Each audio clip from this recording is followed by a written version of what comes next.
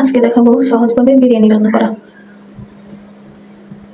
এখানে আমি মুরগি নিয়ে নিয়েছি 500 গ্রাম। এখন মুরগিটা আমি লেবুর রস আর লবণ দিয়ে ভালো করে মেখে ভেজে নেব। ভাজার জন্য চুলায় একটা পাতিল বসিয়ে আগে থেকে তেল গরম করে নিয়েছি। এখন মুরগিটা দিয়ে দিচ্ছি। মুরগিটা দিয়ে ভালো করে নেড়ে ভেজে নেব।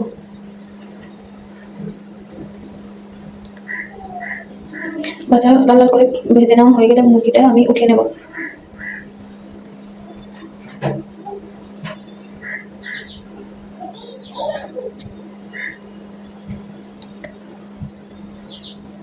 এখন আমি এখানে আলু নিয়ে নিয়েছি 250 গ্রাম। আলুটা লবণ দিয়ে মেখে ওই তেলে ভেজে নেব লাল লাল করে।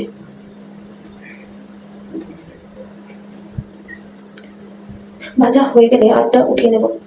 এখানে আমার মুরগি এবং আলু দুটা ভাজা হয়ে গেছে। এখন আমি অন্য একটা পাতিলে সরিষার তেল দিয়ে দিচ্ছি 1 কাপ পরিমাণ। তারপর দিয়ে দিচ্ছি পেঁয়াজ, তারপর দিয়ে দিচ্ছি কাঁচামরিচ, দিয়ে দিচ্ছি লবণ। এখন পেঁয়াজটা আমি ভালো করে ব্রাউন করে ভেজে নেব। তারপর দিয়ে দিচ্ছি টমেটো।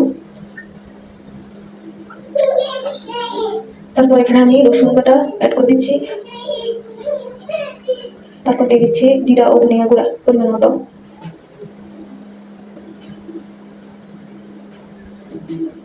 তারপর দিয়ে দিচ্ছি মরিচের গুঁড়া পরিমাণ মতো। তারপর মশলাটা ভালোভাবে কষিয়ে নেব। তারপর দিয়ে দিচ্ছি পরিমাণ মতো সয়া সস। তারপর অ্যাড করে দিচ্ছি টমেটো সস পরিমাণ মতো।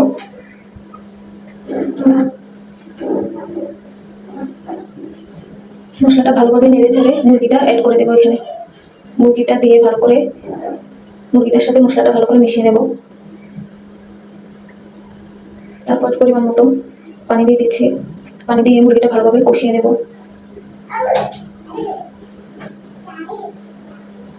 তারপর এখানে আমি ঢাকনা দিয়ে 10 মিনিট ভালো করে মুরগিটা কষিয়ে নেব।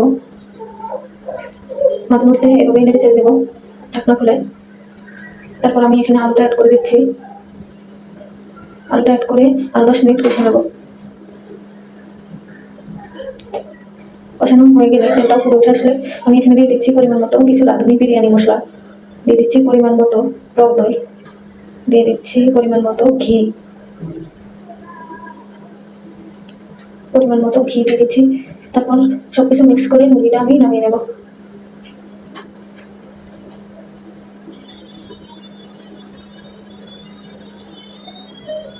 মুরগিটা হয়ে গেছে। এখন আমি অন্য একটা পাতিলে গরম পানি করে নিচ্ছি পরিমাণ মতো। 500 গ্রাম চালের জন্য আমি গরম পানি নিয়ে নিচ্ছি। এখানে আমি 500 গ্রাম চাল আগে থেকে ধুয়ে পানি ঝরিয়ে রেখেছি। এখন ভেজে নেব 10 থেকে 12 মিনিট ভেজে নেব ভালো করে। এখানে আমি অ্যাড করে দিচ্ছি কাঁচামরিচ আর কিছু কিশমিশ।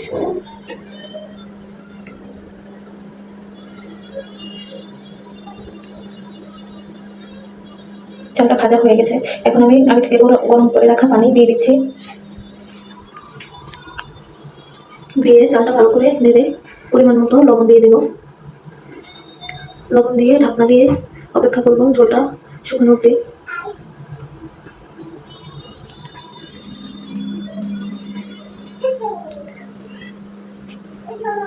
চালটা 80% সিদ্ধ হয়ে গেলে আমি এখানে মুরগিটা অ্যাড করে দেব।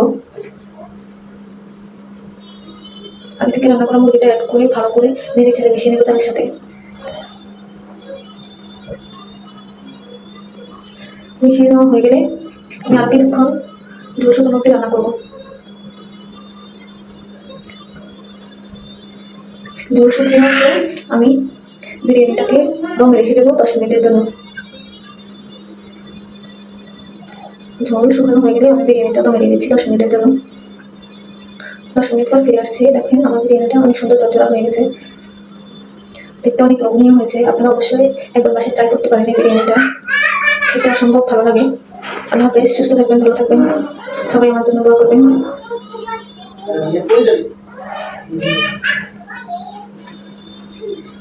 আর আমার ভিডিওটা